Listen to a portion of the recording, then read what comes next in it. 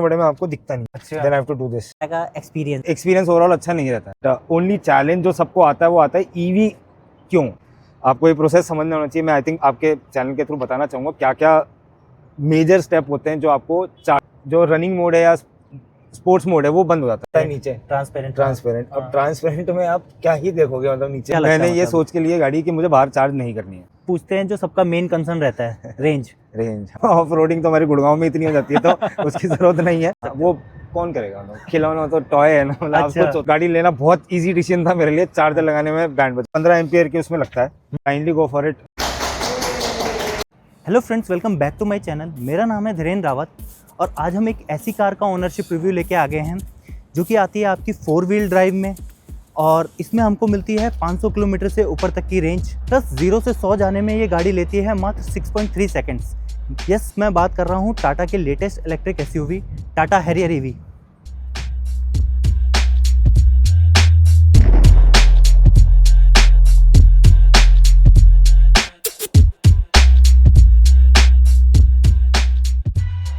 तो दोस्तों, अगर आप हैरियर ईवी लेने का प्लान कर रहे हो या इलेक्ट्रिक गाड़ी के बारे में कोई डिटेल जानना चाहते हो तो ये वीडियो आपके लिए काफ़ी यूज़फुल हो सकती है, क्योंकि इस वीडियो में ओनर अपना एक्सपीरियंस शेयर करने वाले हैं कि उन्होंने ये गाड़ी क्यों प्लान की, क्या इसमें रेंज मिलती है और क्या क्या इलेक्ट्रिक गाड़ी में इश्यूज़ आते हैं। So without any further delay बुलाते हैं इस कार के ओनर को, mister Prateek Thakur. Hi Prateek, how are you? Good, आप कैसे? All good, all good. Firstly congratulation for the new car. Thank you. And अपना एक शॉर्ट इंट्रो दे दो यार। Prateek Thakur, professional insurance background से हूँ मैं एंड 15-20 साल हो गए काम करते हुए and in Gurgaon it's been 13-14 years और राइट नाउ मैं भारत पे और इंश्योरेंस सेट कर रहा हूँ वहाँ पे। Great. So Prateek, my first question is कि यार हैरियर ईवी क्यों प्लान किया आपने यार? So first thing, Harrier I think किसी भी इंसान को बुरी नहीं लगती है। Car itself is very masculine, but only challenge जो सबको आता है वो आता है ईवी क्यों। मतलब ईवी क्यों लेंगे, इसका डीजल वर्जन भी है तो डीजल क्यों नहीं ले रहे, ईवी क्यों ले रहे हो इसका स्पेसिफिक, या फिर ईवी एज अ कार क्यों ले रहे हो। तो इंसान को सबसे पहले ईवी का कंसेप्ट क्लियर करना पड़ता है। सबकी अलग अलग रिक्वायरमेंट है, सजेशंस हैं सबके लिए। मैं कवर करने की कोशिश करूंगा कि मैंने क्यों ईवी कैसे क्लियर कराया है एंड ये भी बताना कि ईवीज को लेके काफ़ी मिथ भी है और कुछ फैक्ट्स भी हैं। हाँ, बिल्कुल सही है। हाँ। और देखो ईवी में कई तरह की गाड़ियाँ हैं। एक छोटी 200-250 किलोमीटर की रेंज वाली गाड़ी भी है और आज के टाइम पे तो 1200-1500 वाली भी आ रही है BMW और अलग गाड़ियों में। बट अपरेंटली जो अपने सेगमेंट्स में टाटा, महिंद्रा, NG इनमें देखोगे तो ये 400, 500, 300 वाली रेंज वाली गाड़ियाँ हैं मोस्टली। अब सबसे बड़ी इंपॉर्टेंट चीज़ होती है आपकी यूसेज क्या है। अगर आपका 90% यूसेज एक सेम सिटी में है तो EV is the best car. Okay, EV is the best car. अब उसका मैं लॉजिक समझाता हूँ आपको क्यों। और मैं कहता हूँ अगर 90+ या 95% या 10% आपका बाहर ट्रैवल भी होता है तो उसमें आपको ये देखना पड़ता है कि आपका ट्रैवल हो कहाँ रहा है। क्योंकि सबको डर ये रहता है कि यार अगर हम हाईवे पे गए तो क्या दिक्कत होगी, मतलब उसमें बहुत बड़ा दिक्कत आने वाली है, वो कैसे सॉल्व करेंगे, राइट। तो सबसे पहले समझा कि ईवी में गाड़ियाँ कौन सी हैं, तो उसमें टियागो थी, पंच थी, ये तो बहुत छोटी गाड़ियाँ थी। फिर बड़ी में देखा तो BE6, BE9 थी, ये है। उनको कंपेयर किया, रेंज वाइज सब कह रहे थे 600, 550, 600, 650, हर कोई ये कह रहा है, बट एक्चुअली मैं बात करूँ तो लोगों की कहते हैं 300-400 आती है। अच्छा। तो ये मिथ है कि किसी ने ली गाड़ी पंच, हाँ, बोला 300, हाँ, और खरीदी थी कुछ और। तो आप वो देख रहे हो, आप सुनते किसी और से कुछ और होता कुछ और है, क्योंकि लोगों को पता नहीं इसमें वॉट होता है कि 35 किलोवाट, 45 किलोवाट, 65 किलोवाट, 75 किलोवाट। सो ये जैसे जैसे वॉट्स बढ़ते जाते हैं आपकी रेंज बढ़ती जाती है। तो सिंपल कंसेप्ट है, what is a main factor जिसको आपको समझना है, जिससे आपको रेंज आइडेंटिफाई करनी है। अब ईवी अगर 90% सिटी में चलती है और आपको लगता है कि मैं यूनिट इकोनॉमिक्स समझाऊँ अगर बेसिक ईवी की, तो लेट्स से अगर मैं 8 साल 10 साल चलाता हूँ और 1.5 लाख किलोमीटर में चला लेता हूँ on an average, I think her Indian 1.5 lakh kilometre चलाता है। करेक्ट। अगर मैं इसका डीजल वर्जन लेता तो इसका 7 का एवरेज आता। मतलब अच्छा। देखो आज इंडियंस बीइंग एन इंडियन पैसा है, लेकिन उसके बावजूद सबको ROI चाहिए होती है। मतलब ये फैक्ट है कि मैंने पैसा दिया तो यार कुछ तो एवरेज आए। पेट्रोल गाड़ी भी लेते हैं तब भी लोग माइलेज को ध्यान में माइलेज रखते देखते हैं, चाहे वो बड़ी गाड़ी भी है। इलेक्ट्रिक ले रहे हैं, रेंज को ध्यान में रखते हैं। ये देखो इंडियंस हैं और करेंगे, हर गाड़ी में लेंगे, चाहे 4 गाड़ी है उसके बावजूद पांचवी गाड़ी में एक्सपेक्ट करेंगे कि मैं ले रहा हूँ तो बिल्कुल बेकार ना हो। आपका लेने का रीजन ये था कि आपने पूरी कैलकुलेशन बिठा दी थी। मैं बहुत 2 मिनट में आपको समझा देता हूँ क्या कैलकुलेशन है। लेट्स से अगर 8-10 साल में 1.5 लाख किलोमीटर चली, अगर डीजल लेता 7 की एवरेज से, तो मेरा मोटा मोटा 18-19 लाख का पेट्रोल लगता। करेक्ट। 10 साल की होराइजन में। इसमें आपका लगेगा 1.5 से 2 लाख रुपए की बिजली, 1-1.5 लाख रुपए पूरे साल भर में चार्जर्स एंड एवरीथिंग मिला लो, 3 मैं कहता हूँ 1 लाख और 4 लाख मेंटेनेंस है, तो 15 लाख रुपए तो आपने पहले ही 10 साल में बचा लिया सिंपल। तो आप सोच लो ये 30 लाख की गाड़ी 15 लाख तो वैसे ही हो गई। तो ऐसी कैलकुलेशन बिठाई and this is the first car जिसकी EV and diesel variant same rate पे। बाकी यूजुअली ईवी कार थोड़ी सी 2 लाख 3 लाख 4 लाख महंगी होती है। ये ऐसी गाड़ी है जिसका डीजल और वो वेरिएंट सेम है। दूसरा लेने का रीज़न, इसमें 15 साल या लाइफ टाइम वारंटी है बैटरी की।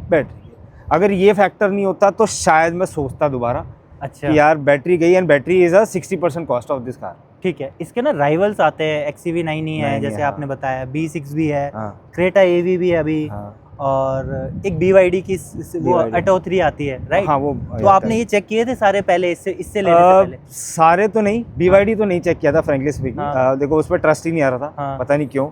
और हैरियर मुझे बाय डिफॉल्ट बहुत पसंद थी पहले से ही, तो हैरियर में EV आई तो मैंने कहा चलो देख लेता हूँ। 9 ही बहुत अच्छी लगी थी स्टार्टिंग में, मेरे को बहुत फैंसी लगी थी कि बड़ी स्पोर्टी है। बट अब 3-4-5 महीने बाद अब देखते देखते ना ऐसा लग रहा है यार ये बहुत ही अजीब सी गाड़ी है, मतलब टॉय कार लग रही है। अच्छा। मैंने अंदर बैठ के ड्राइव भी ली तो मुझे लगा थोड़ा सा टॉय कार है, बहुत अच्छी फैंसी कार है, कोई डाउट नहीं है उसमें। बट एज अ पर्सन मुझे ये थोड़ी मैस्कुलिन, थोड़ी स्ट्रॉन्ग गाड़ी लगती है। चलाने में देख के लगता है कि भाई हाँ ये एक I think this is the heaviest SUV in India right now. ये फॉर्च्यूनर से भी भारी है। अच्छा। ये फॉर्च्यूनर से जो टॉप टू टॉप मॉडल है वो 200 किलो भारी है। तो ये 2750 किलो की गाड़ी है। अच्छा, प्रैक्टिकल है। प्रैक्टिकल है, आई थिंक ये सबसे भारी गाड़ी है इंडिया की, और टाटा की ब्रांड है तो सेफ्टी में तो आ ही जाती है। अब मुझे बताओ ये वेरिएंट कौन सा एग्जैक्टली? ये है Fearless प्लस 75 ACFC। ये कौन सा, किसमें मिड वाले में आता है? तो इसमें 2 वेरिएंट आते हैं एज अ हैरियर EV में, 65 एंड 75। हाँ। इसके ऊपर 3 वेरिएशंस आते हैं। One is empowered, second is Fearless, और तीसरा आता है आई थिंक एडवांस, तीसरा शायद एडवांस है। अच्छा। मैं टॉप मॉडल में जा रहा था। हाँ। अब टॉप मॉडल ही लेना था, मैंने कहा ये तो सेकंड क्यों लूंगा, मैं तो टॉप ही लूंगा। बट टॉप में मैंने डिफरेंस देखा। फीचर वाइज कोई डिफरेंस नहीं है, सिर्फ 3-4 मेजर डिफरेंस है। One is ADAS, okay, second is 4x4 wheel drive, and which is like off roading के लिए। ऑफ रोडिंग तो हमारे गुड़गांव में इतनी हो जाती है तो उसकी जरूरत नहीं है। अच्छा। और एक 540 डिग्री कैमरा है। हाँ। वो जमीन के नीचे भी दिखाता है, विच इज पता नहीं क्या देखोगे, मतलब मुझे समझ में नहीं आया। अच्छा, वो मेरे ख्याल से ऑफ रोडिंग करोगे तो आएगा। तो मैं इतना एंथुसियास्टिक नहीं हूँ कि मैं हर महीने या हर साल करूँगा। शायद एक बार कर लूँगा। आई थिंक वो इससे हो जाएगा। करेक्ट। और एक मेजर फीचर है उसमें ऑटो पार्क। अब मुझे नहीं लगता इंडिया में कोई ऑटो पार्क, आप और मैं, हम जैसे लोग जो इतने साल से गाड़ी चला रहे हैं उसको बोलेंगे तू लग जा अपने आप।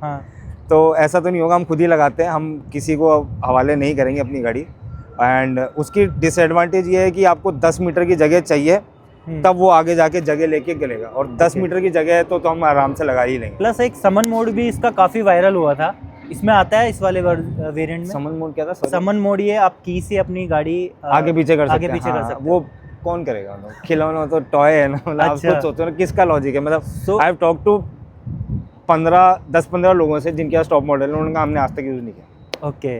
तो ये 3-4 फीचर्स थे। मुझे ADAS भी नहीं चाहिए था क्योंकि मैं अपना कंट्रोल किसी को दूंगा नहीं। Same with auto park, 540, 4x4, ये तीनों चारों मेरे बिल्कुल काम का नहीं था। अगर कोई भी एक भी फीचर ऐसा होता जो मेरे काम का होता तो मैं टॉप वेरिएंट ले लेता। अच्छा। दूसरा रीज़न मैंने क्यों लिया, क्योंकि इंटीरियर इसका ब्लैक है। और मेरी छोटी बच्ची है तो वो गंदा करती है, और टॉप मॉडल वाइट है। ये भी एक रीज़न था, तो मैंने ये ब्लैक वाला लिया। अच्छा। सो प्रतीक, अब मुझे ये बताओ इसका एक्स शोरूम प्राइस और ऑन रोड प्राइस आपको कितना पड़ा? एक शोरूम था इसका 25.48 या 25.5। अच्छा। एक शोरूम था, और उसमें 5% मैंने दिल्ली से लिया है, सॉरी। ओके। मेरा घर है दिल्ली में, तो मैंने दिल्ली से खरीदा, बट हरियाणा से लेते तो आरटीओ लगता, तो 10-12% मतलब 3-4 लाख रुपए महंगी हो जाती है गाड़ी। अच्छा। हाँ, मतलब 2.7-2.8 लाख महंगी हो जाती है, बिकॉज 10% ऑफ द कार लग जाता है आपका। तो सो मोटा मोटा ये 27 लाख की पड़ी। एक्सटेंडेड वारंटी ले ली मैंने, ज़रूरी था। 50,000 की है, 3 साल एक्सटेंडेड वारंटी मिल गई। 3 साल की वारंटी है, 3 साल और ले ली मैंने। ओके। मोटर में 8 साल की वारंटी है और बैटरी में लाइफ टाइम वारंटी है। तो ये चीज़ आपको आपने पता होना चाहिए। 27-27.5 अराउंड आपने इसमें लगा दिया। प्लस चार्जर इंक्लूड था उसमें या अलग? चार्जर मतलब ACFC एक मॉडल है जिसमें विद चार्जर होता है, और विदाउट ACFC मतलब नो चार्जर। मतलब आपके पास ऑलरेडी एक कार है, उसमें चार्जर है, तो आप एक और क्यों खरीदो? तो जो आपने टोटल आपने इसका पे किया है वो 2750 के अराउंड है? के अराउंड। ओके। एंड इसमें ना 3-4 कलर्स आते हैं। नहीं, इस वाले वेरिएंशन में 2 ही आते हैं। अच्छा। टॉप में 3 आते हैं। टॉप में 3 आते हैं। ओके। बाकी टोटल अगर मैं इसकी कलर की बात करूँ, 4 या 5 कलर है। Light grey, dark grey, blue, Nainital blue type का कुछ है उसमें। तो आपने व्हाइट क्यों ली? इस वाले वेरिएशन में 2 ही थी। अच्छा। एक ग्रे और व्हाइट। हाँ। और ग्रे बहुत अच्छी लग रही थी, बहुत अच्छी थी, बहुत अच्छी चमक रही थी। सब काइंड ऑफ BMW वाला ग्रे है, बहुत अच्छा था। बट इसकी प्रॉब्लम ये है कि 1-2 महीने बाद वो डल हो गया, तो फिर हो गया वो। तो मैंने उसका ऑल्टरनेटिव देखा था, एक नई और एक पुरानी। वो पुरानी देख के मन ही नहीं किया। अच्छा। तो मैंने कहा एवरग्रीन कलर है, ये ले लो। व्हाइट की रात में विजिबिलिटी भी अच्छी है, बहुत अच्छी है। और फ्रैंकली बताऊं तो ये थोड़ी सी बल्कि लगती है व्हाइट में।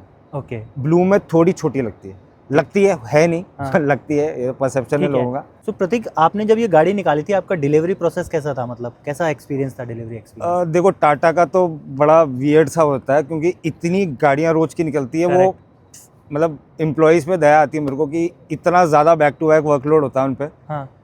बट एक्सपीरियंस ओवरऑल अच्छा नहीं रहता है। But the only good part was कि इसका एक सेपरेट EV सेक्शन है, मतलब एक शोरूम ही अलग है गुड़गांव में। आई थिंक पूरे NCR का एक नया शोरूम बना है, न्यू कंसेप्ट बना है। अच्छा। Which is by auto Vikas sector 14। I think that is the only Tata EV showroom in NCR। अच्छा। हाँ, तो अब उसका experience is almost as good as BMW। Okay. Which was a shocking thing for me कि भाई ऐसा है। बहुत अच्छा एक्सपीरियंस था। एक छोटी सी बात बताऊं तो उन्होंने ब्लू टोकाई के साथ टाई अप भी किया हुआ है, तो you will get very nice coffees as well. They serve you very well, good people they are, less crowded. तो ओवरऑल एक्सपीरियंस बड़ा अच्छा था। प्रोसेस, डिलीवरी प्रोसेस आपको समझना पड़ेगा 2 दिन पहले कि क्या क्या प्रोसेस होता है, if you want to make it very faster at the last day. Because वो प्रोसेस चीज़ें इतनी हैं कि वो स्टेप बाय स्टेप आपको कोई ना कोई इसको समझाएगा ही।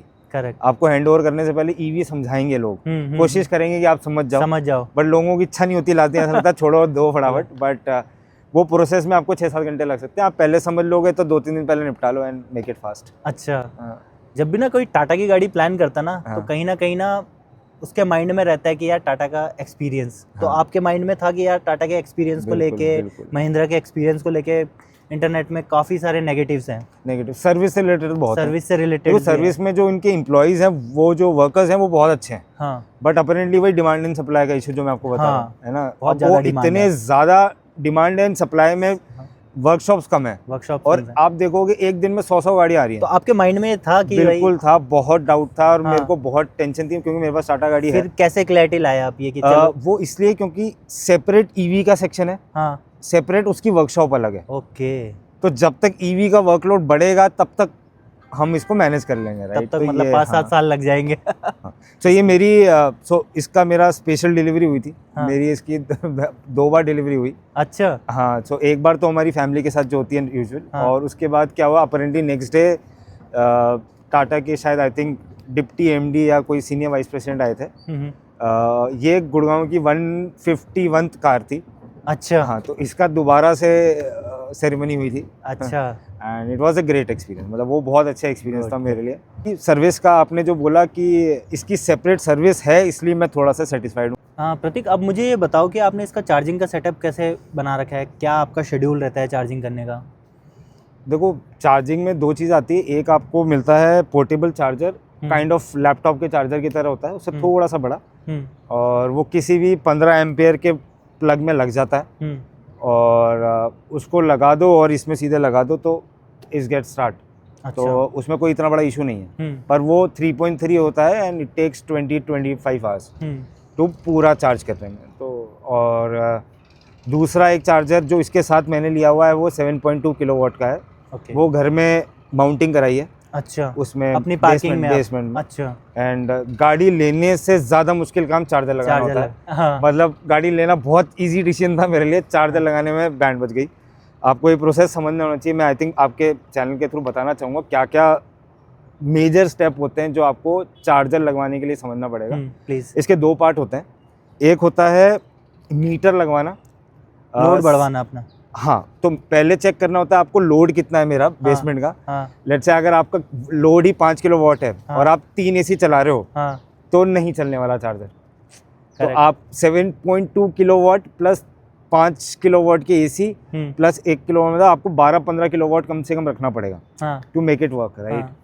तो ये समझना पड़ेगा बिकॉज 2 तरह के लोग हैं, एक ओन जिनका घर है और एक है हम जैसे लोग रेंट पे रह रहे हैं जो तो आपको समझना पड़ेगा कि आप बार बार शिफ्ट करोगे। तो आप जैसे आप घर जाते हो, कोई घर लेते हो रेंट पे, तो आप ये देखते हो कि किचन इतनी बड़ी हो, घर इतना बड़ा हो, तो आपको ये भी देखना पड़ेगा पार्किंग में अलाउड है कि नहीं है। तो ये एक इशू है जो we have to live with that, में भी है कि नहीं है, विल दे अलाउ दैट और नॉट, ये सब चीज़ है। तो उसमें सबसे पहले तो क्या होता है, जो मेन लोड होता है आपका सप्लाई से एक इलेक्ट्रिक वायर निकलती है नॉर्मल, और उससे एक मीटर लगता है। ओके।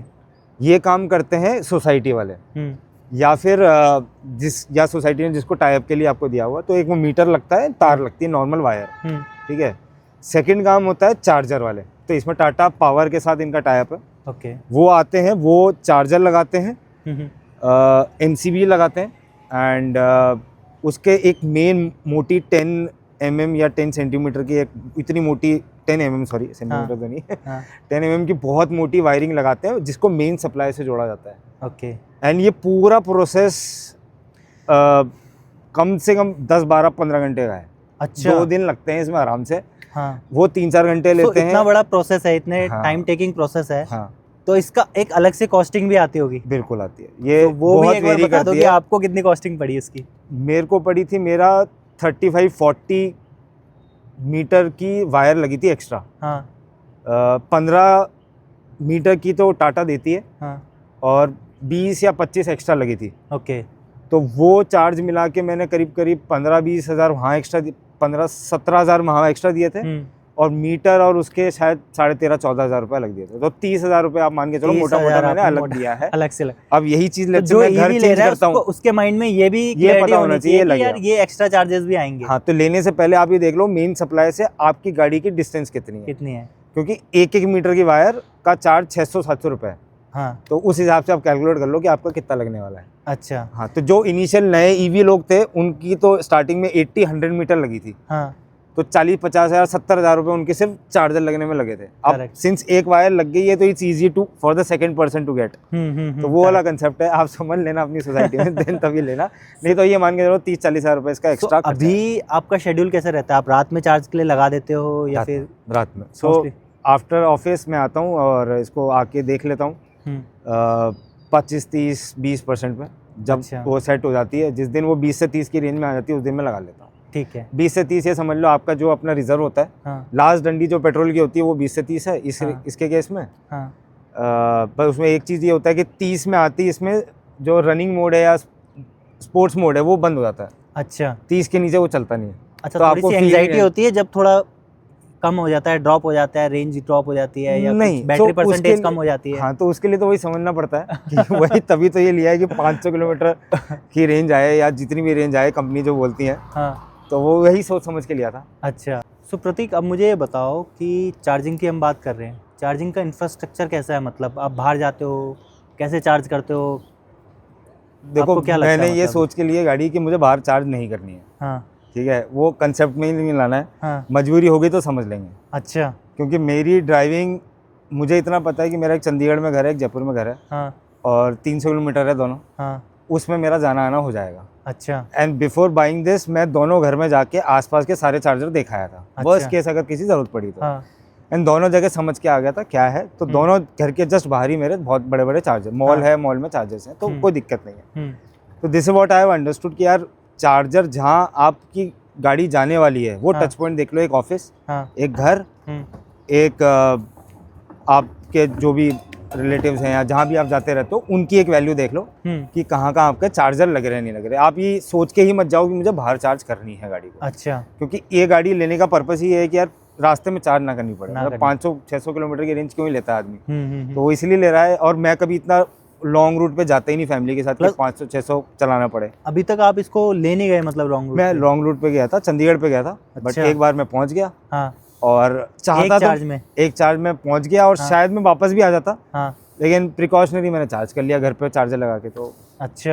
सो प्रतीक, आप बोल रहे थे आप इसे चंडीगढ़ ले गए अराउंड 200, 300, 400 किलोमीटर, राइट? और आपने एक चार्ज में डायरेक्ट वहाँ पहुँच गई? हाँ, घर पे चार्ज करके गया था और वहाँ पे घर पे 95 पे निकले थे और 45 पे मैं वहाँ पहुँच गया था। सोचा ही नहीं। बट हाँ, आपका क्वेश्चन सही है, सॉरी मैं आपको बीच में रोक रहा हूँ। बट आपको पता होना चाहिए कि रास्ते में है कि नहीं है। तो इसकी बहुत सारी ऐप्स होती हैं फ्रैंकली स्पीकिंग, और टाटा की एक आयरा ऐप होती है, उसमें बहुत सारे चार्जर्स हैं। आपको समझना पड़ेगा कि चार्जर होते क्या हैं एंड कितने चार्जर कितने पॉइंट्स में हैं। और जयपुर और चंडीगढ़ के दो रास्ते हैं, एक नया एक पुराना। पुराने रास्तों पे दोनों तरफ बहुत चार्जर्स हैं, बट नए वालों पे भी शायद हार्डली 1-2 ही हैं। अच्छा। तो वहाँ लोगों को बहुत स्ट्रगल आ रही है। जो नए रास्तों से जा रहे हैं वहाँ एक दो ही चार्जर हैं नए रास्तों पे, और वो भी कभी बिजी होते हैं या मिलते नहीं हैं। अच्छा। तो हो सकता है कि आपको शायद 1 साल पुराने रास्तों से जाना पड़े अगर if you are worried too much about it. But थोड़ा मतलब इंफ्रा को लेके अभी है नीड की भाई, और स्ट्रांग लगेगा, टाइम लगेगा, ठीक है। बट जिस हिसाब से डिमांड सप्लाई आई थिंक वो कवर अप हो रहा है। उसमें कोई इतना इशू नहीं है। सो अब पूछते हैं जो सबका मेन कंसर्न रहता है, रेंज। हाँ, है ना? तो क्या आप जब चंडीगढ़ गए थे क्या रेंज दी और क्या रेंज दे रही है ये? हाँ, मतलब कंपनी तो क्लेम करती है इसको, आई थिंक 627 क्लेम करती है, राइट? तो रियल वर्ल्ड में क्या रेंज दे रही है? देखो 627 बेस्ट आइडियल सिनेरियो है। जैसे वो नहीं होता पेट्रोल डीजल में निकालते हैं कि 17 किलोमीटर बेस्ट, बट सर वो जो कंपनी क्लेम करती है वो कुछ गाइडलाइंस फॉलो करनी पड़ती है। आइडियल सिनेरियो आपको एसी ऑफ करना पड़ता है, उस सिनेरियो में चलाना पड़ता है, रोड नहीं होती, वो टाइल्स होती हैं, बहुत सारे इफ एंड बट्स होते हैं। उस केस में यूज केस में एक वो यूज केस बनता है कि 17, बट इवेंचुअली आती है 13 या 12 है, राइट? सबको पता है ये कंसेप्ट दिमाग में। तो यही सेम चीज इसमें भी टेस्ट की गई है, 627 विद आइडियल सिनेरियो। बट ऐसा होता नहीं है, उससे थोड़ा कम कर लो 20%, 30%, तो इवेंचुअली वो 100 किलोमीटर कम हो जाती है। तो आप ये मान के चलो 520-500 के करीब आनी चाहिए। अब जब मैं चार्ज करके छोड़ता हूँ इसको तो ये स्टार्ट करता है 560, 570, 580। अच्छा। बट इवेंचुअली थोड़ी डिस्टेंस पे वो जल्दी से ड्रॉप भी हो जाता है। बट पूरी चार्ज में ये 500 प्लस मुझे अभी तक महीने भर में दे रहा है। 500 प्लस 500 दे रही है आप? आराम से दे रही है। तो 500 मुझे लगता है इट्स अ गुड नंबर यार, बहुत अच्छा नंबर है, बहुत अच्छा नंबर है। 400 किलोमीटर के बाद तो हम भी भराते हैं ना, 400-500 किलोमीटर के बाद पेट्रोल भी भराते हैं। कोई सी भी गाड़ी ले लो 400 किलोमीटर में डीजल पेट्रोल भरता ही। तो अब मतलब रेंज को लेके लोगों को ज्यादा एंजाइटी नहीं होनी चाहिए कि यार जब नहीं ये बढ़ेगा रेंज दे रही है, चलिए ये बढ़नी है। इंडिया में जो भी नए वेरिएशन आएंगे वो आई थिंक अब 1000 बहुत जल्दी 1 साल में 1000 आने वाला है। क्योंकि आउटसाइड इंडिया वो 1000 पे चल ही रहे, तो बहुत जल्दी ये बढ़ने वाला, तो एंजाइटी नहीं है। ओके, तो आप बोल रहे हो आपको 500 रेंज दे रही है। अब मुझे बताओ ये कॉस्ट इफेक्टिव है? बहुत ज़्यादा। कितना आपका मंथली इसमें खर्चा आ रहा है? वो कुछ भी नहीं आता। कितनी बार हार्डली 300, 500, 1000 रुपये भी खर्च नहीं हुआ मेरे पूरे महीने भर में।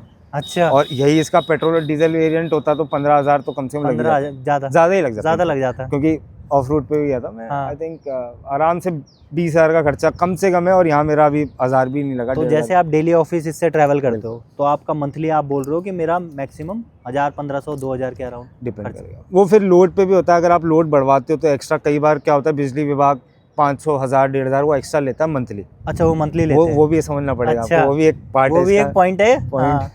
क्योंकि जितने आप लोड बढ़ाते जाओगे उतना एक फिक्स कॉस्ट बढ़ जाती है आपकी। अच्छा। अब वो 500 से लेके आई थिंक 2000 रुपये तक हो सकती है। इस गाड़ी में मोटा मोटा आप ये मान के चलो 1000 रुपये वो एक्स्ट्रा लगेगा, हार्डली 1,500-2,000 रुपये बिजली विभाग का मिला के खुद का मिला के अभी तक 1,500-2,000 रुपये। आगे मुझे लगता है कि अगर बढ़ेगा 2,500 रुपये होगा, 2,500-3,000 मैक्स, 2,500-3,000 मैक्स। हाँ, और उसमें मतलब सोचना नहीं पड़ता, मतलब ईवी गाड़ी लेने में फायदा है अभी आज के टाइम। सोचना ही नहीं पड़ता, गाड़ी लेनी है, मैंने कहा चलो घूमो। एंड बच्ची बोलती है घूमने चलो, मैं कहीं भी चल जाते हैं। तो अब तो आप कहीं पे पास में भी जाते होगे तो ऐसे ही निकालते होगे। हाँ, मतलब 50-100 किलोमीटर में तो कुछ सोचना ही नहीं पड़ता। प्लस कॉस्ट इस पे भी डिपेंड करती है कि आप बाहर कितना चार्ज कर रहे हो।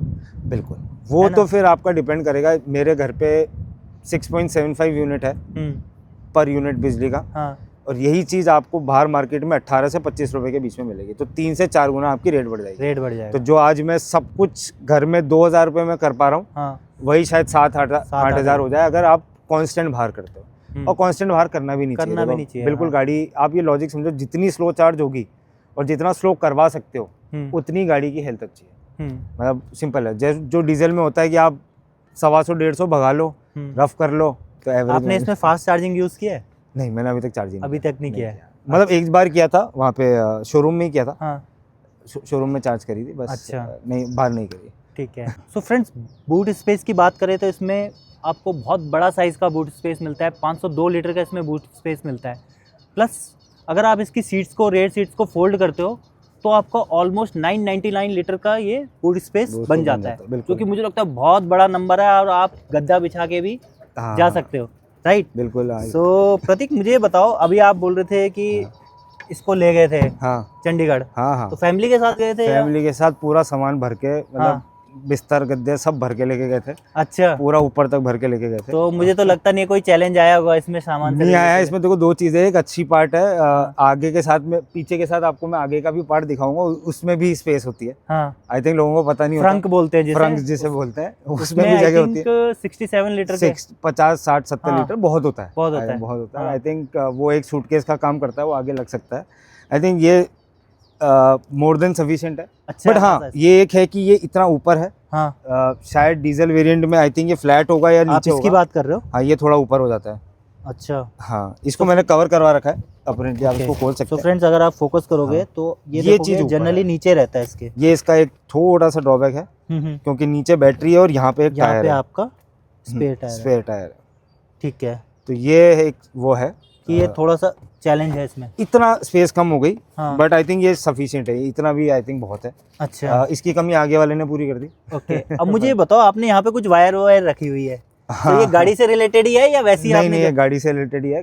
सो कई बार क्या होता है, मैंने आपको एक चीज बोली थी कि ये जो चार्जर होता है 3.3 किलोवाट का। अच्छा। आप खोल के देख सकते हैं।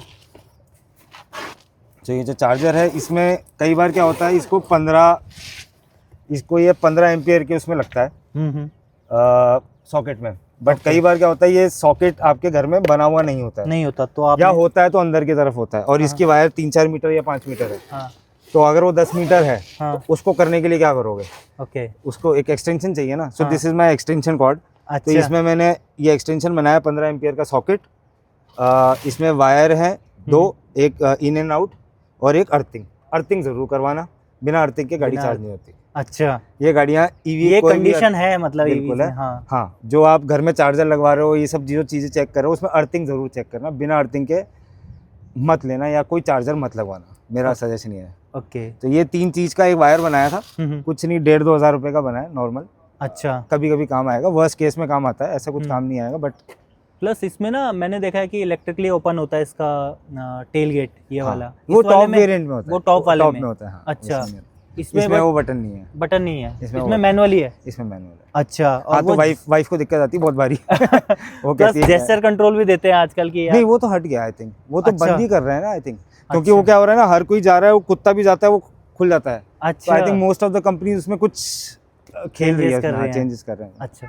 सो फ्रेंड्स, ये था इसका बूट स्पेस। अब चलते हैं इसके इंटीरियर में, और इंटीरियर में जाके प्रतीक से और बातें करते हैं। So friends, we are inside the Harrier EV, और आप एक बार इसका इंटीरियर चेकआउट करो दोस्तों, कितना स्पेशियस इसका इंटीरियर लग रहा है। और ड्यूल टोन में इसका इंटीरियर आता है, पूरा डार्क है। आप देखोगे कि यहाँ पे आपको ग्रे, थोड़ा सा लाइट ग्रे, और यहाँ पे डार्क ग्रे का आपको इंटीरियर देखने को मिलता है। प्रतीक, मुझे ये बताओ, आपको इंटीरियर में सबसे अच्छा फीचर क्या लगता है? इंटीरियर में देखो, मुझे गानों का बहुत शौक है, और आई थिंक इसमें 10 स्पीकर हैं। हाँ। JBL ब्लैक के। अच्छा। आई थिंक JBL ब्लैक किसी भी कार के बेस्ट स्पीकर्स होते हैं विद अ हार्मन वूफर। अच्छा। तो ये बेस्ट कॉम्बिनेशन है। और डॉल्बी एटमॉस भी है इसमें, वो टॉप वेरिएंट में। अच्छा। बट वो करोगे क्या उसका, मैंने यूज केस देखा, मुझे कहीं उसका यूज केस नहीं, सराउंडिंग वॉइस कहीं नहीं, आप इतना सुन नहीं सकते। आप इसकी आवाज 30 तक जाती है। हाँ। मैं 10 से ऊपर कभी जा ही नहीं पाता। अच्छा। और मुझे बहुत शौक है गानों का, कभी 15 पहुंच पाता हूँ। 30 आप सुन ही नहीं सकते, इट्स इम्पॉसिबल कि ये खुद में बहुत कुछ है इसमें। तो आप बोल रहे हो आप इसका म्यूजिक सिस्टम आपको अमेजिंग। अच्छा, और इसके अलावा ओवरऑल थीम बहुत अच्छी है। एक ऑटो होल्ड, बहुत बेसिक फीचर्स हैं आजकल के ज़माने में। आप गाड़ी में चल रहे हो, रेड लाइट आ गई है तो आपको न्यूट्रल करना पड़ता है वैसे। हाँ, तो ये ऑटो होल्ड है, बहुत अच्छा फीचर लगता है मुझे। छोटा सा फीचर, आई थिंक बहुत गाड़ियों में हाँ, कुछ ऐसा नहीं है कि इसका स्पेसिफिक। प्रैक्टिकल फीचर है, प्रैक्टिकल फीचर है, मुझे बहुत यूजफुल है। हाँ, एंड कैमरे बहुत अच्छे हैं। अच्छा। इसके जो फ्रंट कैमरे, बैक कैमरे हैं, दे आर वेरी गुड, मतलब like best in the industry I would say. इसको इजीली आप आराम से चेक कर सकते हैं। आप इसमें 360 डिग्री कैमरा मिलता है, राइट? 360 डिग्री मिलता है, बिल्कुल। सो फ्रेंड्स, अगर आप फोकस करोगे तो इसकी कैमरा क्वालिटी आप देख सकते हो, बहुत अच्छा है, बहुत अच्छा है। ये देखो, बहुत अच्छा। मुझे नहीं लगता कि अभी टाटा और महिंद्रा जो क्वालिटी दे रही है वो कोई और जर्मन इसका इंजन टच वाली भी गाड़ी देखो, आप इसका टच दे भी रही देखो, बिल्कुल ही एकदम स्मूथ है, मतलब ऐसा नहीं है कि कहीं भी अटकता है। टच की बात करते हैं तो इसमें स्क्रीन आपको 14.23 इंचेस की इसकी, हाँ, इसमें थोड़ी 12.5 आए थे। हाँ, वो टॉप मॉडल में सैमसंग की, 14 सैमसंग की, इसमें सैमसंग की है, हाँ, राइट? हाँ। तो इसका रिस्पांस कैसा है, टच रिस्पांस? बहुत मुझे तो अभी परफेक्ट लग रहा है, मतलब बहुत अच्छा। अभी ऐसा तक लग रहा है मुझे- फोन यूज कर रहा हूँ, बिल्कुल फोन है ना? बहुत। और सबसे अच्छा फीचर ये है आर्केड। मैं अगर कनेक्ट करके दिखाऊं, इसमें कई बार क्या होता है, गाड़ी रुकी हुई होती है, मैं कहीं बाहर चला जाता हूँ तो बच्ची होती है, तो आराम से इसमें आर्केड में आप यूट्यूब चलाओ, पूरी वीडियो चलती है बकायदा। अच्छा, आप कोई भी कुछ भी चालू कर सकते हो आप। You can start anything. Okay, it's an app store, आप कोई भी ऐप डाउनलोड कर सकते हो इसमें, और कुछ भी सारी ऐप जो आप फोन पे यूज हाँ, करते हो हाँ, वो हाँ। आप चला सकते हो, आराम से चला सकते हो आप प्लस इसमें आपको एंड्रॉयड ऑटो और एप्पल कारप्ले तो मिलता ही है। हाँ, हाँ, हाँ। आपने बोला कि मुझे ना हाँ, इसका म्यूजिक सिस्टम अच्छा लगता है, हाँ। तो टेस्ट कर लेगा एक बार? बिल्कुल। एक बार। सो दोस्तों, अब हम इसका म्यूजिक सिस्टम टेस्ट करते हैं, और मैं यहाँ से साउंड प्ले कर रहा हूँ, देखते हैं कैसा इसका साउंड आता है।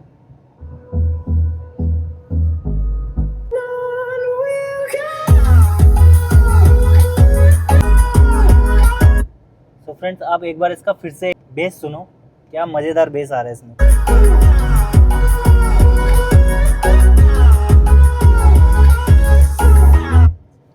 तो ये था इसका साउंड सिस्टम।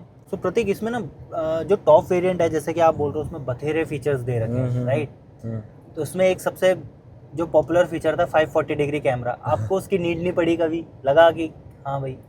अब देखो 540 है क्या, मतलब हाँ। एक है आगे पीछे लेफ्ट राइट, हाँ, एक और बसता है नीचे ट्रांसपेरेंट। ट्रांसपेरेंट। अब हाँ। ट्रांसपेरेंट में आप क्या ही देखोगे, मतलब नीचे हाँ, आप रियलिटी में देखो वो इतना ऊपर है कि इतना ऊपर है, आपको इतना ज्यादा फर्क पता ही नहीं चलेगा। मैंने ड्राइव की है ओके, और मैं बहुत उबड़ खाबड़ रास्ते में ले गया था, बट हाँ। सच बताऊं तो मुझे इतना फर्क नहीं पता चला कि वो 540 से कितना बड़ा है और कितना छोटा है, कितना? हाँ, राइट? तो उसका यूज केस है, अच्छा है। हाँ। अगर बहुत ऑफ रोडिंग करते गुड हो, to have. Good to have, but कोई ऐसा मस्त नहीं है। मतलब आप बहुत ऑफ रोडिंग करते हो तो डेफिनेटली आप ले लो, बट मेरे लिए कोई काम का नहीं। अच्छा, अब बात करते हैं सिटिंग एंड कंफर्ट की। हाँ। तो जब आपने फैमिली बिठाई होगी, क्या हाँ। उनका रिएक्शन था कि जब लॉन्ग ड्राइव पे ले गए थे? कंफर्टेबल कितनी है, क्या? बहुत मतलब फैमिली में बच्ची और वाइफ है, और दोनों बड़े आराम से, पीछे हमने बिस्तर लगा लिया, आराम से लेट के सो के गए थे। हाँ। तो उनको बड़ा मजा आया। अच्छा, इवन आगे की सीट बहुत अच्छी है।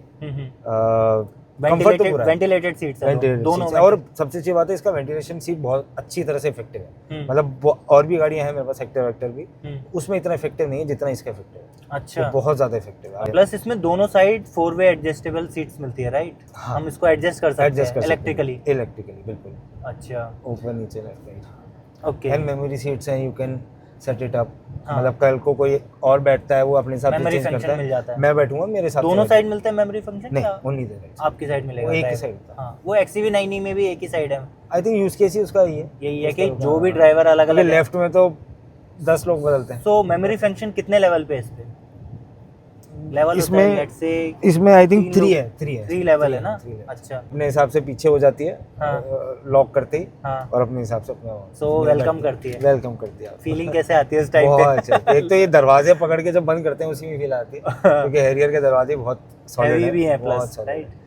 आपके गाड़ी में कोई बैठा है 6 फीट का बंदा? हाँ हाँ 6.2 बैठे हैं। हाँ, उन्होंने गाड़ी भी चलाई थी थोड़ी, और बहुत मजा आया उनको। तो उनका क्या? And वो ऑटो सेक्टर इंडस्ट्री के ही है, हाँ, हाँ। और उन्होंने I think they tested many cars, हाँ, मेनी कार्स। हम्म, उनको इससे अच्छी कार नहीं लगी, अच्छा। Frankly speaking. मतलब उन्होंने कोई BMW की iX1 आई है, कौन सी आई है, आई थिंक ही सेड उससे ज़्यादा अच्छी फील इसमें चला। अच्छा, एंड वो अभी नया, वो भी इलेक्ट्रिक आई है, सो वो 6'2" के थे आप बोल रहे हो? वो 6'2" थे। तो उनको हेड रूम या लेग रूम में कोई चैलेंज? बिल्कुल।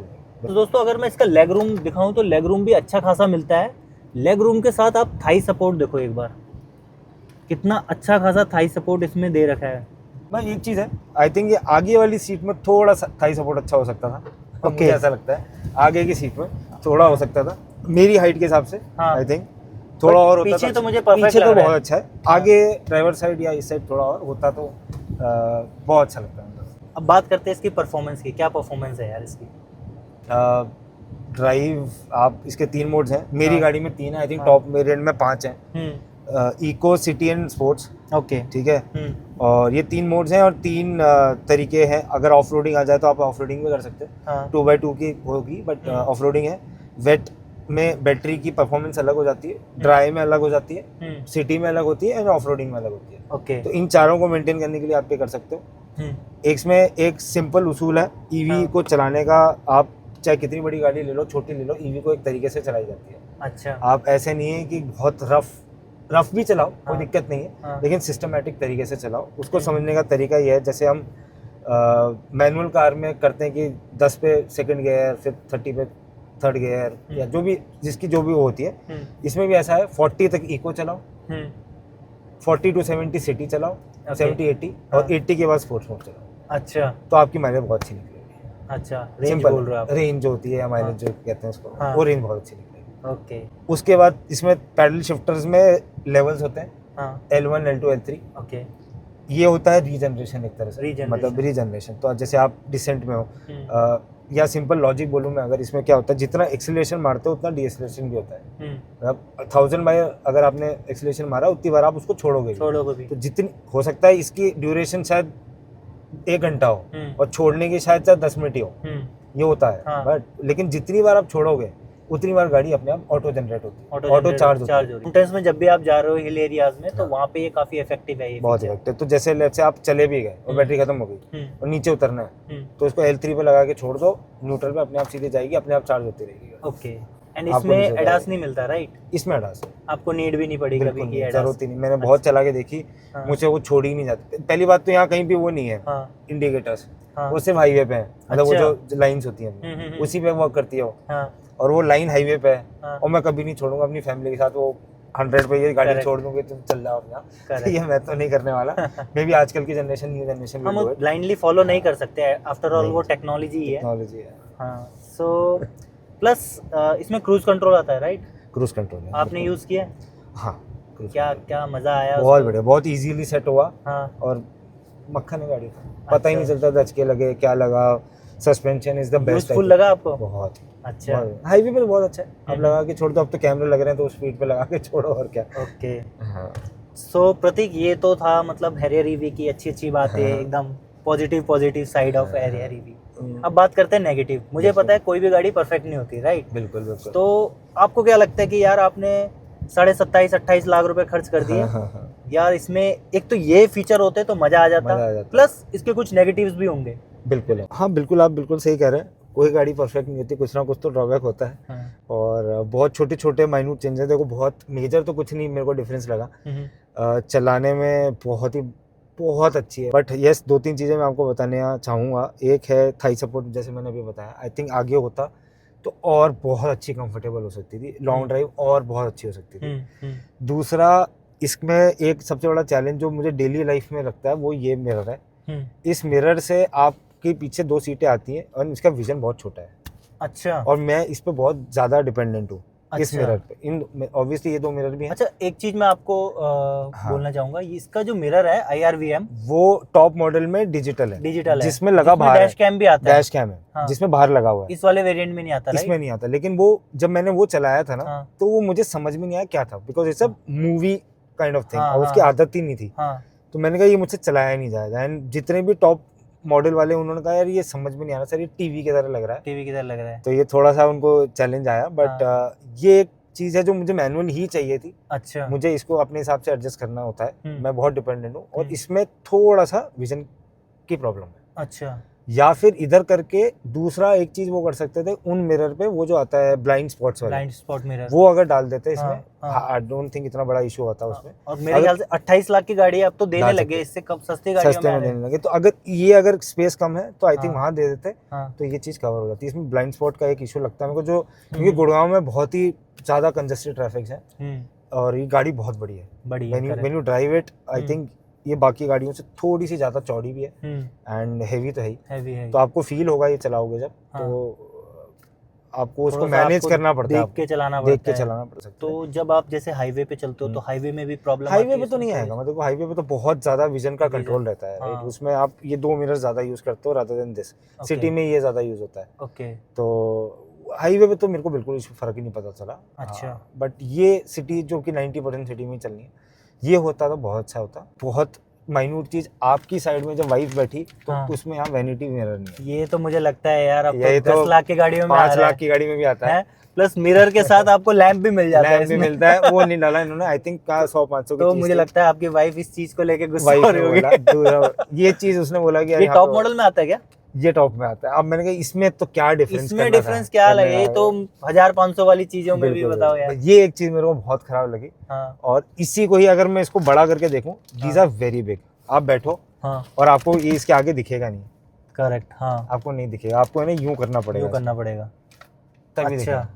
समझ में आया आपको? हम्म। यूजुअली हमारी यूं आदत होती है, आप किसी में भी चलाओगे ना, ये बहुत बड़े हैं, बहुत डायगोनल है, हाँ। अच्छा है, शेप अच्छी है, हाँ, बट ये इतने बड़े में आपको दिखता नहीं है। मैंने गलती से फर्स्ट टाइम जब चालू किया मेरे को दिखा ही नहीं, मैंने कहा ये क्या हो गया, अच्छा। Then I have to do this, पर वो बहुत एडजस्टमेंट में इशू है। तो ये 3-4 चीजें मेरे को थोड़ा सा डेली लाइफ में लगता है, स्पेशली ये mirror and blind spot.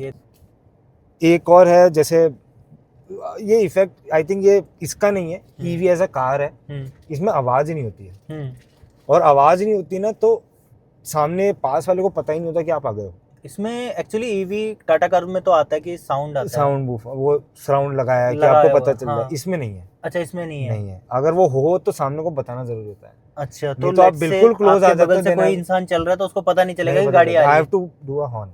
Horn तो बड़े अच्छे हैं इसके, वो तो आई थिंक जगुआर वाले कुछ तो डाले हैं इन्होंने, हाँ। ये वाला फंडा, but eventually I have to press every time horn कि सामने से हट जाओ, हम्म। मतलब आवाज का पता ही नहीं चलता। तो ये I think EV as a car ही है, हाँ। मतलब टाटा का नहीं है प्रॉब्लम, ये हाँ। आई थिंक ये प्रॉब्लम ही है। बट XCV90 में देखा मैंने, स्पीकर्स लगा रखे हैं उन्होंने, हाँ, अलग से speaker एग्जॉस्ट लगा रखा है, एग्जॉस्ट लगा रखे हैं, राइट। आई थिंक वो करना पड़ेगा, तो वो मेरे ख्याल से इसमें दे सकते थे, दे क्योंकि सकते थे। 28-30 लाख रुपए आपने लगा ही दिए इस गाड़ी में। हाँ, ठीक है, बट अब शुरू में होता है एक 15-20 दिन, अब यूज टू हो गया, हाँ, उसका इतना इश्यू नहीं है। ओके। और तो आप बोल रहे हो ये और एक चाहिए। अच्छी बात ये है कि यूजुअली एक्सेसरीज जब आप लगवाते हो ना, हम्म, तो कोई भी OEM आपको वारंटी नहीं देता। टाटा हर एक्सेसरी पे 2 साल की वारंटी दे रहा है इस गाड़ी में। अच्छा, आपने एसेसरीज की बात कर दी, तो एसेसरीज आपने क्या क्या लगाई है इसमें? तो कुछ वहां से लगवाई है, कुछ बाहर से लगवाई है। हाँ, मैंने एक आगे प्रोटेक्शन लगवाया है ओके। चारों कोने पे, ये मैंने टाटा से लिया है। ये कुशन मैंने बाहर से लिए हैं, जो हाँ। आपके लग रहे थे। हाँ, नीचे मैट लगवाए हैं, 90 मैट, वो ओके। मैंने खुद बाहर से लगवाए हैं। हाँ, इस पे PPF करवाया है इन सब पे, ओके। तो ये मैंने बाहर से करवाया है। PPF आपने बाहर भी करवाया है? नहीं, बाहर नहीं करा, वाइट अच्छा। था तो जरूरत नहीं हाँ, पड़ी, हाँ, हाँ। वाइट का। एसेसरीज की कॉस्ट है ये अलग से? ये अलग है, ये तो अच्छा। आप कितने खर्च करोगे इसमें तो क्या है। हाँ। चलो, तो फ्रेंड्स ये था, चलो इसका कुछ नेगेटिव और एरिया ऑफ इम्प्रूवमेंट। इसके अलावा इसमें आपको वो सारे इंटीरियर में वो सारे फीचर्स ऐसे मिल जाते हैं जो आपको आइस वर्जन में भी मिलते थे। अगर आप देखोगे इसका स्टीयरिंग, इसमें इल्यूमिनेटेड लोगो मिलता है आपको टाटा का, स्क्रीन सिमिलर सी है, डिज़ाइन वाइज ऑलमोस्ट 90% सिमिलर है। एक्सटीरियर में थोड़े बहुत चेंजेस कर रखे हैं इसके, रेयर बम्पर और फ्रंट जो है इसका, बाकी ऑलमोस्ट सारे फीचर्स मिलते हैं। सो प्रतीक, अब मुझे ये बताओ कि आपने इसकी सर्विस कराई अभी तक? हाँ, परसों ही कराई। अच्छा, हाँ, सो अभी तो फ्री होगी? अभी ये वाली फ्री थी। अच्छा, मे बी शायद जब आप और सर्विस कराओ तो आप सर्विस का एक्सपीरियंस भी शेयर सर्विस कर ले पाओ। पाएंगे। तो कैसा था फ्री वाला भी, कैसा था experience? बहुत अच्छा था। अपने आप कॉल करते हैं, हम्म, आई थिंक सभी कंपनीज करने लग हाँ। गई हैं। टाटा से एक्सपेक्ट नहीं था हम्म, कि कॉल करेंगे, इज्जत से बुलाएंगे, हाँ। इट्स अ गुड एक्सपीरियंस हाँ, जो बाकी कंपनीज करती हैं। BMW पिक एंड करती ड्रॉप है, भी pick and फैसिलिटी drop दे तो रही है करती है, अब, आराम हाँ। से करती है, एंड अच्छी सर्विस थी। हाँ। अब उसमें जब जॉब कार्ड बना हाँ। तो मेरे को समझ में नहीं आया कर क्या रहे हो। हाँ, software update, software update, software update, software ही एक्चुअली इसमें है क्या? तो बैटरी मैंने कहा इसमें मैं चेक क्या करूँ, इंजन तो है नहीं। मैंने कहा इसमें क्या चेक करूँ। मैंने कहा हाँ। ठीक है, अच्छा, मेरे को लगा मोबाइल वो हो रहा है, मेरा सर्विस पे गया है। अच्छा। एंड वैसे मैंने पूछा था कि इसकी यूजुअल बाकी गाड़ियों में सर्विस कॉस्ट क्या लगती है, तो दे सेड इसमें कुछ कॉस्ट ही नहीं है, क्योंकि इंजन नहीं है, काफ़ी ऑयल्स नहीं है, ब्रेक ऑयल है छोटा बहुत, बाकी इसकी सर्विस बहुत सस्ती है। आई थिंक 2,500-3 हज़ार रुपये ही लगते हैं। Okay. Even after paid service भी 2,500-4 हज़ार से ज़्यादा लगते ही नहीं है। अच्छा। As a EV, as a car itself, हाँ हाँ। किसी भी गाड़ी में लगता ही नहीं है, तो उसमें कोई सर्विस है ही नहीं। अच्छा अच्छा। अब बात करते हैं कि यार कोई भी नया बायर है ना, वो हैरियर ईवी लेने जा रहा है, तो एक तो वो हैरियर ईवी क्यों ले, और क्या आप रिकमेंड करोगे कि इसको लेना चाहिए, प्लस इसमें कौन सा वेरिएंट किसको लेना चाहिए? बिल्कुल। मैंने 3 क्वेश्चन एक साथ पूछ लिए। 3 क्वेश्चन मुझे। बिल्कुल बिल्कुल। हैरियर ईवी, देखो फर्स्ट ऑफ ऑल ईवी लेना है कि नहीं लेना, वो एक सबसे बड़ा क्वेश्चन होता है। आई थिंक ईवी में डाउट नहीं है, बट वो थोड़ी हेजिटेशन है ऑफ लर्निंग।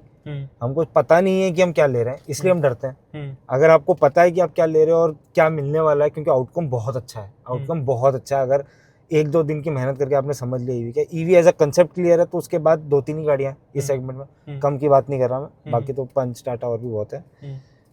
इस सेगमेंट में 2-3 गाड़ियाँ हैं।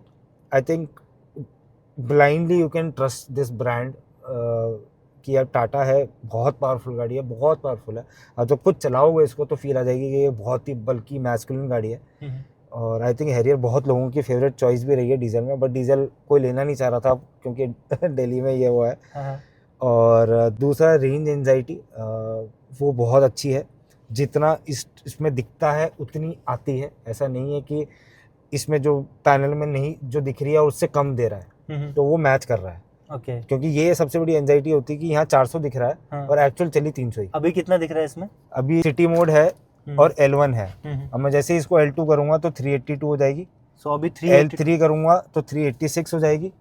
इको मोड करूंगा 398 होगी। अब यही मैं अगर स्पोर्ट्स मोड करूंगा तो 367। तो it depends on which mode and at which level you are running, उस हिसाब से ये चेंज करती है। And the good part is जो दिखाता है उतनी ऑलमोस्ट आती है। उसके बाद फीचर्स की बात आती है, लुक्स की बात आती है। यस, नाइनी बहुत फैंसी कार है, मुझे भी बहुत अच्छी लगती थी, लगती है अभी भी, कोई डाउट नहीं है।